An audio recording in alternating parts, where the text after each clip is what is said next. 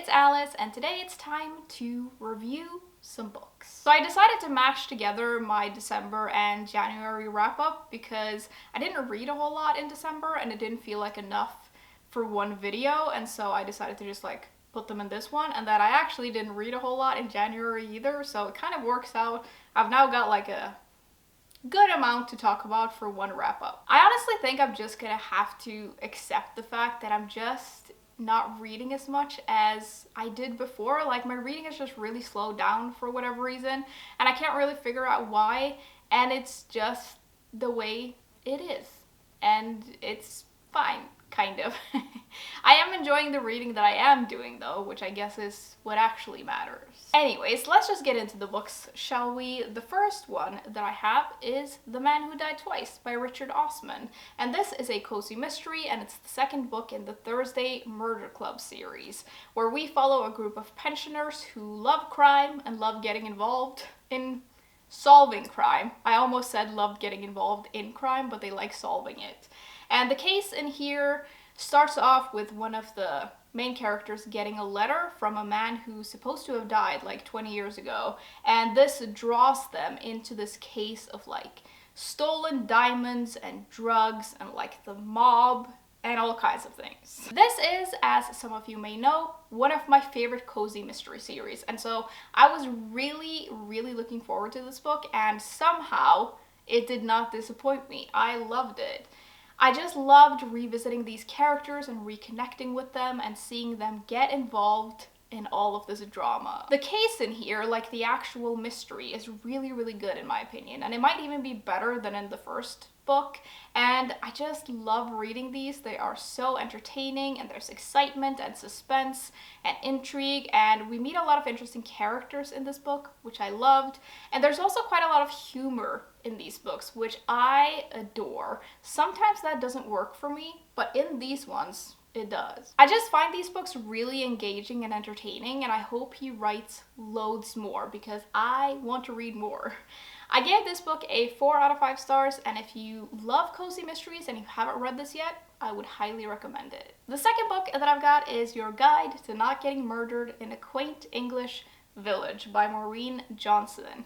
And I guess you could sort of call this a graphic novel of sorts. It's basically a guide to your typical like English murder village and what to look out for to avoid getting murdered. This is just a super fun little book, and to be honest, I don't really have that much to say about it. It's exactly what it says it is, and I really enjoyed it. It felt like a nice little break away from like other types of books. I really enjoy the illustrations in here. I really like the use of like black and white with red. I think it works really well, and it was just really fun to like see all of these different things that if you've read a lot of these types of stories, you sort of know of, and it was just fun to see it all together in a way. I honestly don't think I really have that much more to say about it. I enjoyed it, and I gave it a 4 out of 5 stars. Next, I read a book in Norwegian. It was Den Avstengte Øya by Sigridur Hagalin Bjørnsdottir, and this is a dystopian novel, and it's been translated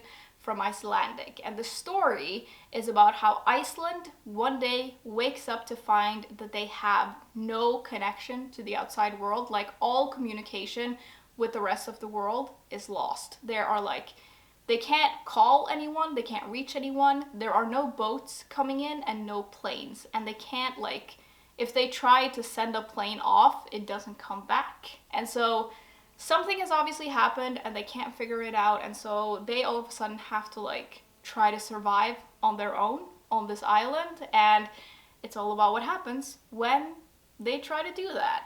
This has been translated into several other languages as well, but not English as far as I could find. This was a very interesting book and kind of a slow burn in a lot of ways, and I really enjoyed seeing the different perspectives we get to see in here and just following the story as things go along and take a turn. There is a lot that happens in this book, especially when it comes to like the government and politics, but we also get to see a more human perspective on all of it, which I very much enjoyed. Iceland is a really interesting place and it's a great setting for this kind of story, I feel, because obviously now Iceland is quite globalized and it sort of depends on the rest of the world. But back in the day, they did survive on their own. It was very, very rough, but they did manage to do it. And it was very interesting to sort of see how they have to return to that and how difficult it actually is. And there's also like an eeriness to this whole story that I loved because there is no communication with the rest of the world and they literally don't even know if there is a rest of the world anymore. I quite liked the writing in here. It sort of leans towards a minimalistic style, but I feel like that suited the story well. And I think that there are a lot of interesting themes and discussions in here. One thing that I do want to complain about though is a thing that happens in a lot of dystopian books, and it's a thing that I understand, like I get why that happens, but I just find it so unsatisfying, and it's that the ending is just really vague and we don't get any answers to a lot of things, and I just want to know. Maybe it's just me who wants like answers to everything, but I just want to know what has happened. And we don't really get to find out. And I don't know, I just find it a little annoying. What's important in the story though is of course Iceland and what happens to the Icelandic people and their government and their whole like way of living. Like that's the essence of the story. And all of that was really interesting. And one thing that I think this book did really well is that it sort of shows us how people can slowly come to accept things that are completely unacceptable. Like I think this book does that really well. And it was just a very interesting book and I would really recommend it if you like dystopian stories. I will say it is a little bit on the slow side, so just bear that in mind, but I really liked it, so I gave it a 4 out of 5 stars. Second to last, I read If You Tell by Greg Olson, and this is a nonfiction book. It's true crime, and it's the story of 3 sisters who grew up with a horribly abusive mother, and it's about how they survived that and how their mother eventually became a killer. First of all, nobody read this if you do not have the stomach to read about horrible things. This was terrible. Like it's really graphic and there's a lot of detail in it, and so this has like all the trigger warnings, like all of them. I wasn't familiar with this case before reading this book, and it is truly disturbing and it's really rough, and it is also somehow interesting. I found it especially interesting to read about the psychology of all of it. Like I really liked how the book explored that and how these sisters somehow managed to survive all of this, and it sort of explores their conflicting feelings towards their parents, who are both terrible, but the mother is especially bad.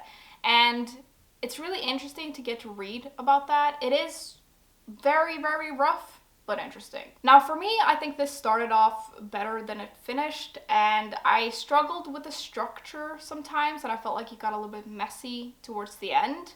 It does always feel weird to sort of critique books like these because of the subject matter, but I'm not criticizing the subject matter. I'm criticizing like the way this book is written and the way that it's structured, which I felt was good but not great. And I also felt like the book could have maybe dug a little bit deeper sometimes. It really does just tell us about what happened and then explores some of the psychology, but I felt like it maybe could have done more. Although, you know, just telling us about what happened is pretty heavy as it is. Overall though, I did think this was interesting, although a rough read for sure, and I gave it a 3 out of 5 stars. Lastly, I finally read Hamnet by Maggie O'Farrell, and this is a historical fiction novel that I've been looking forward to for ages, and everyone told me that I was gonna love it. And the story starts off in England in 1580, I believe, where we meet this woman who has quite unusual abilities, and people both seek her out for it and they fear her for it. And she stays unmarried for longer than usual, but then one day she meets a man who remains unnamed throughout the whole book, but it is in fact the bard himself. It's Shakespeare, and they get married and they have 3 children. But unfortunately, these are times of plague, and one of the children, named Hamnet, dies, ultimately inspiring the play Hamlet. This book, oh my god, like this has been recommended to me so much, and so many of you have told me it's amazing and I'm gonna love it, but I was not prepared for this book somehow. I don't know. I am floored by it. This is very much a slow burn of a book, and it's very much a character-driven book, and the writing is very descriptive and lyrical, which I can see is not for everyone, but for me, it was just perfect, and I loved every single page of this book, and I just felt like the writing flowed beautifully, and I just felt really sucked into this. Like, it just took me in and wouldn't let me go, and it felt so magical to read, and also kind of horrible because it low-key just like stabbed me in the heart in the middle of the book, which I shouldn't have been surprised by, because the back literally says Hamnet is going to die, and yet when Hamnet died, I was heartbroken. I really like the way the story focuses very much on Agnes, and I loved reading about her as a character, and I loved getting to really understand how she sort of sees the world. There are a lot of interesting characters in this book, and we read from several perspectives, but hers in particular, I think, is really gonna stay with me. It's a really beautiful but devastating story, and it's filled with like pain and suffering, but also family and joy and love, and I just felt like it took us into the deepest parts of these characters, and it felt really raw and intimate and kind of intense. I always write a little like one-line review on Goodreads whenever I finish a book, and for this one I wrote Maggie O'Farrell, where have you been all my life?